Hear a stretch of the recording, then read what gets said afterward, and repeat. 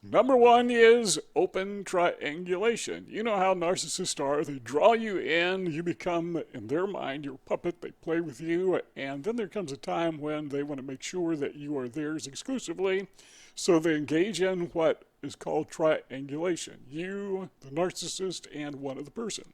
That other person is a friend, relative, associate, neighbor, somebody that you know, and the narcissist will go to person number three, the third person in the triangle, and will convince that person that you are a bad guy, that you are abusive, and that he, the narcissist, is your victim. More often than not, in my experience, and my experience is I'm nearly 70 years old, I've seen a thing or two, just kind of sharing with you some of my experiences that I've had over the decades because, hey, I know you're going through things very similar to what I went through, and I want you to benefit from my experiences. So, in triangulation, the narcissist will go to these people and convince them again that you are the bad guy and the narcissist is the good guy, and in so doing, they isolate you from that third person. And they do that over and over. They have many, many, many triangles going at one time. I had one experience with a narcissist, and he literally went to virtually everybody that he knew that I knew and tried to convince them with much success, sad to say, or actually happy to say, because I found out who my true friends were and who were not. But either way, he convinced a surprisingly high number of people. I'm thinking maybe 80%. But, you know, people believe what they hear. Faith comes by hearing. Well, what does that have to do with an indication that you're about to be discarded? Well, what happens is just as you are about to be discarded, the narcissist will no longer hide his efforts at triangulation. When I say efforts, I don't mean to imply tacitly that he or she is not successful, because usually they are, but they now don't try to hide it. They're just very open with it. They may even say something to the effect and brag about it. They say, you know, I talked to your friend the other day, and guess what? They don't like you. Why? Why would they do that? Well, because they don't need you anymore. They don't care what you think. It's over. You know, there's no more grooming. There's no more love bombing. That part is long gone. That thing where they tried to take advantage of you every way they possibly could because, well, they need the self-esteem that using you can give them. And, well, you've kind of led on to them, or maybe they found someone that's more effectively a better supply for them, and they're just kind of done with you for whatever reason, but probably because you're catching on to them. So now they want to let you know that they don't care. And now they begin telling you and informing you what they're doing. And they think they are so savvy. There's a thing called Duper's Delight. You've heard of that before, where they want to show off the fact that they've been duping you all along, that they have outsmarted you. Actually, they have outstupided you, but they're too stupid to know that. They're too naive to even admit that they could possibly have done something wrong. So open triangulation, yeah, that's a clear sign. This person is about to get away from you. Number two is narcissistic rage. We talked about the love bombing phase, what I like to call grooming. We talked about that, and the narcissist does not enrage himself, or at least allow it to be shown during that period. He wants you to think he's a good guy or she's a good guy. Your friend, your associate, business associate, your love interest, whatever, they want you to think that they are genuinely caring about you. But when they're ready to discard you, they don't care anymore, and out comes the rage, because who cares? I'm going to go ahead, the narcissist thinks, and blow my stack, because that's the way I feel, and it's all about me anyhow, so my emotions are going to be cut loose, and I'm going to get in this person's face, or I'm going to yell at them, or I'm going to do whatever I want to do. Sometimes these people get kind of physical. They start throwing objects, or they may physically abuse people. That happens sometimes. Now, I could almost guarantee you that virtually And this is extremely extreme. I mean, this goes all the way to the edge, but I could almost guarantee you that every serial killer who has ever lived was a narcissist. Obviously, he or she, in a few cases, cared far more about himself or herself than about anybody else. Well, the narcissist may not physically take the lives of other people, but they will engage in character assassination. It's basically the same thing, it's just not as extreme. So that narcissistic rage is now evident. Guess what? This person is done with you. Number three rather, is they began to control the conversation. He talks, you listen. She talks, you listen. He or she is control.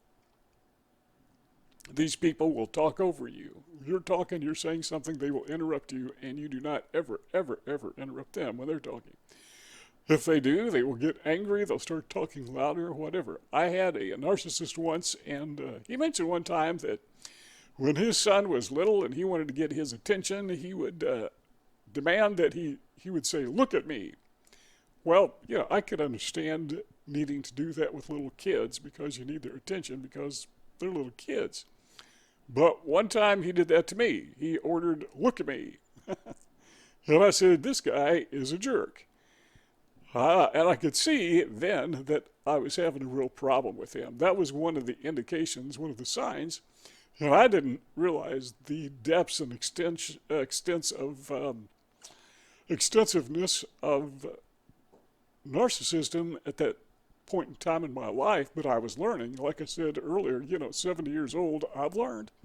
And this was part of my learning experience that I'm sharing with you. But now, looking behind in the hindsight, I can see this guy was a narcissist and his mask was slipping and he didn't care.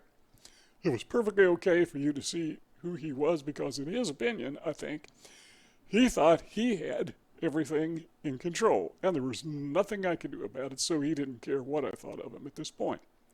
So he would control every conversation, and even to the point of treating me like a little kid. Well, guess what? He was right. It did come to an end shortly after that. Number 4 is a communication break.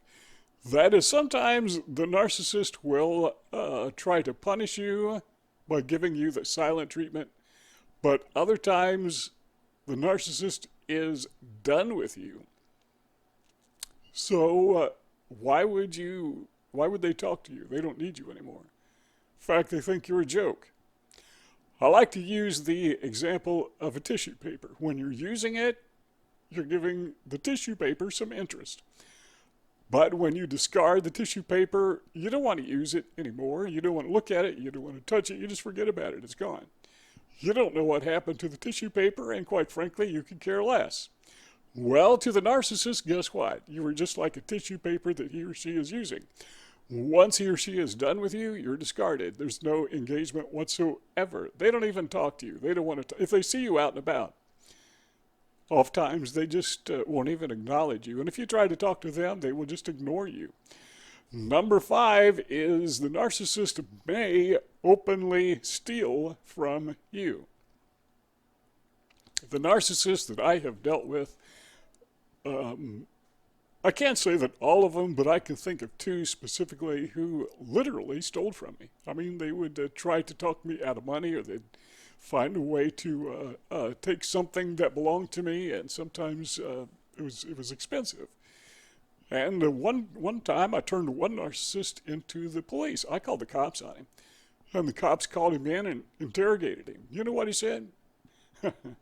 He said I gave him those things that he sold, and he knew good and well. He knew, and I had witnesses that knew that those did not belong to him. And the police, it's his word against yours and yours against his, so what can we do? So it has to be a civil transaction. You're going to have to file a lawsuit against this guy if you want your items back. But the problem is he had them hid, and you could sue him, but he doesn't have anything. And he made himself judgment proof. That's one of the tragedies of One of the real tragedies of narcissism, and I need to do a video on that now that I'm thinking of it, is this guy was so, I hate to use the word addicted. No, I don't, because that's the correct word. But let's use the word dependent. He is so dependent on having that supply to boost his ego, that just like somebody who is dependent on any other substance, that dependency comes first, and their lives often turn out to be wrecks. They lose everything. They lose their finances, they lose their jobs, they lose their possessions, including their homes. That was the way this guy was in. Situation he was in is he was basically flat broke. Didn't have a job, didn't have a home, didn't have a car.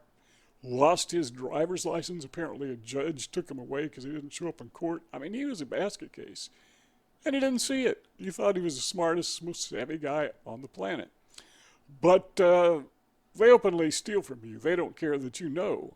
You know, before, they may try to take things behind your back or talk you into a loan, which they know they're not going to pay you back. But now, they just openly take it. They don't care if you know or not, because they know that you're going to know, because they're getting ready to make that break. You're about to be discarded like a tissue paper. Then number 6, we talked about this, mentioned it briefly before, but Duper's delight.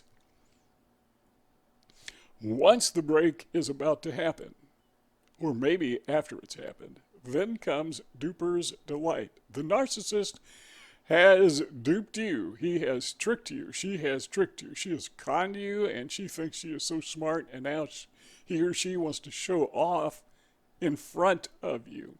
So typically, Duper's delight is expressed through a smirk or a laugh, or something like that. Gotcha type of expression on their face. One narcissist that I dealt with, I noticed, and when I first saw it, I didn't understand what he was doing when he did it to other people. But when he did it to me, okay, now I get it. But what he would do is, after he would scam people, he would like to parade in front of them. I mean, literally walk back and forth in front of them. Why would he do such a thing? Well, he got a pleasure out of doing that. That was a boost to his ego, another way of acquiring supply from you. That is called Duper's delight, and most narcissists, I believe, do that. Psychopaths do it, and it's part of that dark triad, part of covert narcissism. See those 2 rectangles on the screen? If you want this conversation to keep on going, all you got to do is click one of those rectangles and we'll keep talking. If not, thanks for stopping by, and we'll see y'all next time.